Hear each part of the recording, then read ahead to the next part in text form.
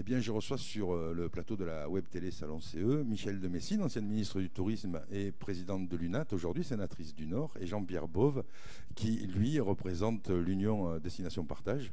Alors, je vais commencer par Michel de Messine. On est sur le Salon CE, on célèbre les 80 ans des congés payés, donc une grande avancée sociale de 36.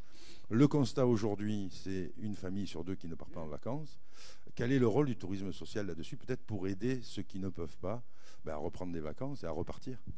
Son rôle, c'est son rôle historique, celui qui a joué depuis 1936 et notamment plus dans les années à la Libération, dans les années 50, avec le point d'orgue dans les années 70, c'est-à-dire qui joue un rôle pour favoriser le départ en vacances. Il faut se rappeler que c'est quand même l'association des grands mouvements d'éducation populaire qui sont dans l'UNAT aujourd'hui, les comités d'entreprise et le rôle de l'État à l'époque, qui a permis la massification du tourisme dans notre pays. Seulement, aujourd'hui, on s'aperçoit qu'on n'a fait que la moitié du chemin, puisqu'il n'y a que 50% ou selon les moments, de personnes qui ont le droit de partir en vacances. Donc aujourd'hui, on a besoin d'une relance, d'une remobilisation de cette famille qui joue un rôle important. Le tourisme social et solidaire, c'est le tourisme non marchand qui a globalement associatif, qui a une mission de service public, qui s'est donné une mission de service public de favoriser le départ en vacances. Donc, dans le cadre de la mixité, de l'éducation et des vacances dans le cadre de la mixité éducative, culturelle, dans une vision émancipatrice du tourisme.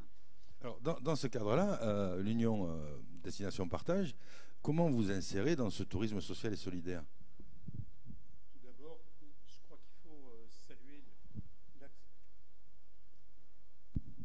Tout d'abord, je crois qu'il faut saluer l'action de Michel de Messine, parce que 80 ans des congés payés, il faut se rappeler qu'en 1998, par la loi contre les exclusions, l'article 140, on a aujourd'hui un droit qui a évolué positivement, dans le sens où ce n'est plus seulement réservé, on va dire, aux gens qui travaillent, puisque congé payé, c'est travail, qu'aujourd'hui c'est un droit qui permet à un certain nombre de familles, on voit le soutien à la parentalité dans la branche famille de la sécurité sociale qui ne s'est pas démenti et qui fournit une aide pas négligeable.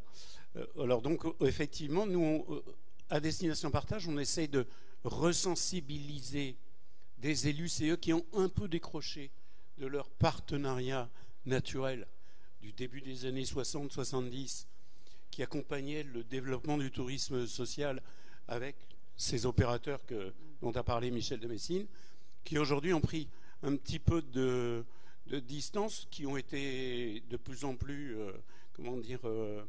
séduits pour certains par l'offre d'un tourisme marchand, qui ont peut-être aussi des images d'Épinal parfois dans la tête sur les installations du tourisme social.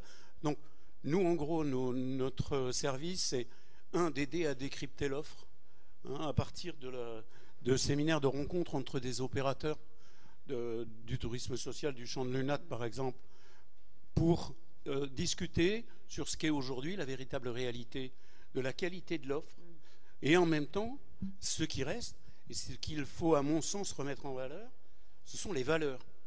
Les valeurs, je regardais l'autre jour, à titre d'exemple, le bilan de VVF sur la RSE.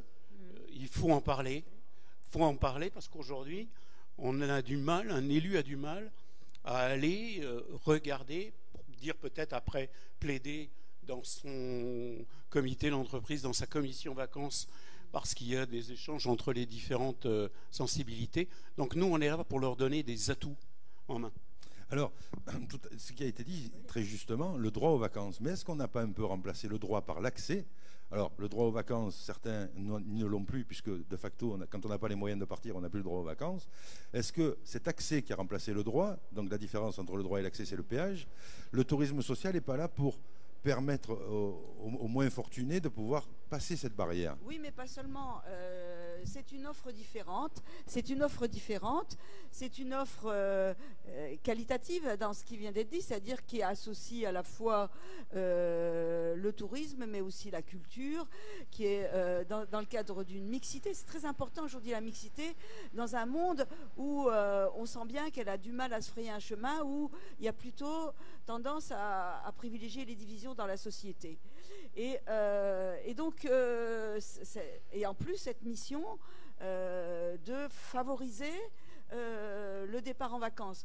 Parce que, et c'est intéressant d'être ici aujourd'hui sur ce salon, et puis de passer un message au comité d'entreprise, on est le tourisme social et associatif, c'est pas tout le tourisme, il n'a pas vocation à remplacer le tourisme marchand, mais c'est un tourisme différent qui porte des valeurs auxquelles d'ailleurs les comités d'entreprise souvent sont attachés, des valeurs du vivre ensemble, les valeurs de partage, de tolérance. C'est des moments privilégiés pendant les vacances de pouvoir développer ces valeurs, et il est quand même qualitatif. On porte encore une image, un tourisme vieillot, etc. Pas du tout.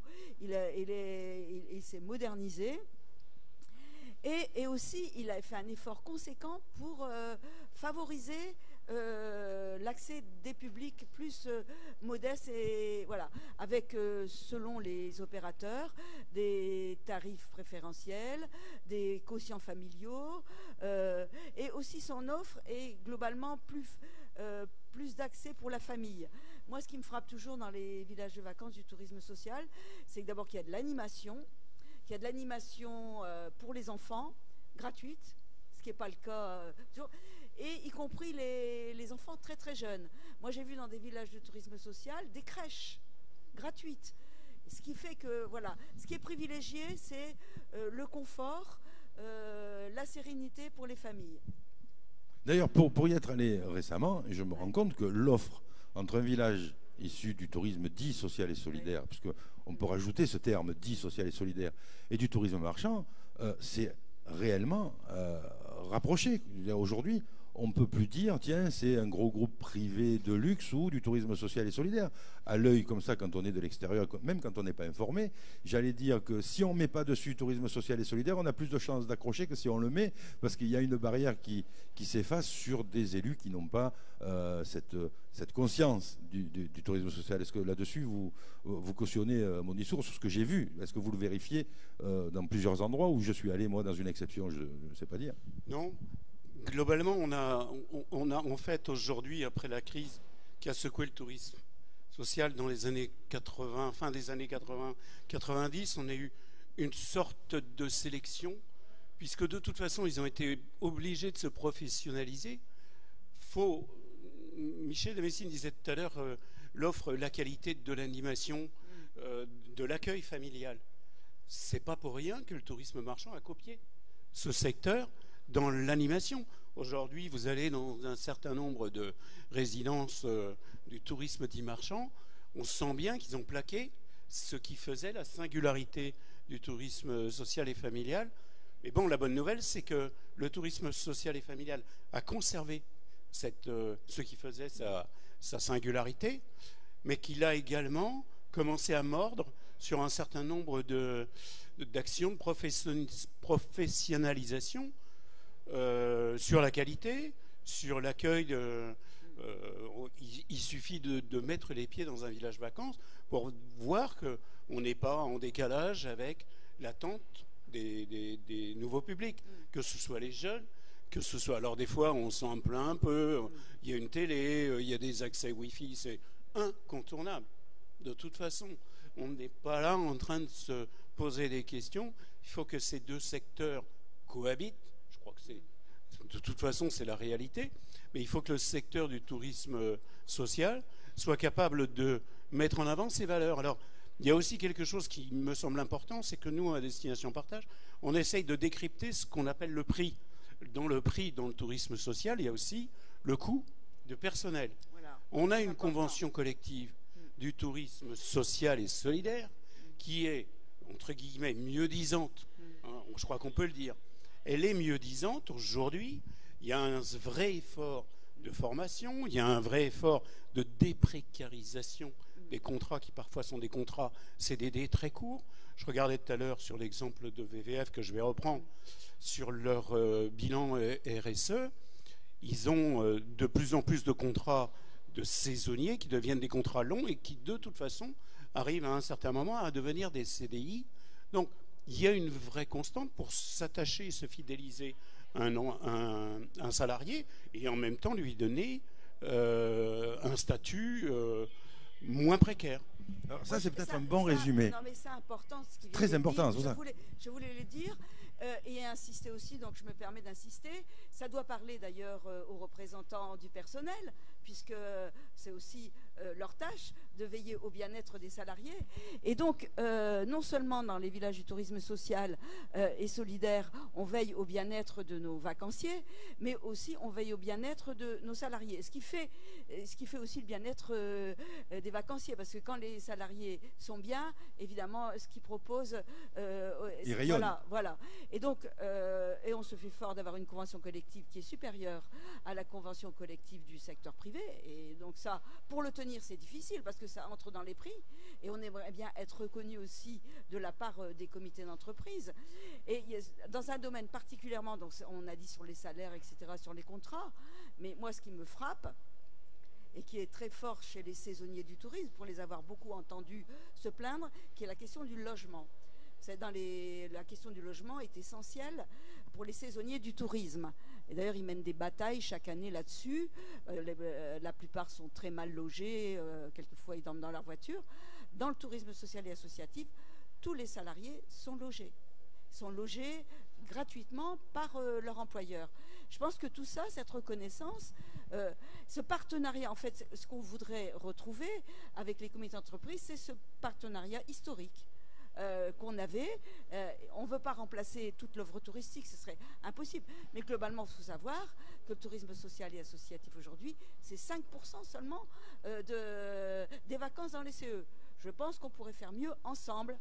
Alors, pour résumer, pour nos amis élus de CE qui vont regarder cette vidéo, ne négligez pas de consulter les offres du tourisme social et associatif, parce que vous avez des salariés qui sont dans une situation moins de précarité que dans l'autre secteur. Vous avez des offres qui sont très semblables et de plus en plus semblables, et à des tarifs qui sont équitables. Et aussi, on n'aura pas le temps de développer tout ce qui est la mise en valeur du patrimoine local, les producteurs locaux, les aménagements, le développement durable, etc.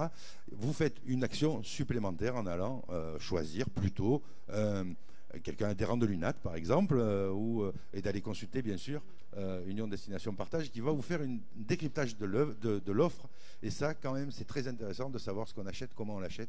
Et merci à tous les deux d'être venus. Et on vous attend dans très peu de temps sur un prochain salon CE pour nous dire ça marche, ça redécolle, et les comités d'entreprise reviennent sur leurs vraies valeurs et nous consultent. Merci beaucoup. Merci de nous encourager. Merci beaucoup à tous les deux.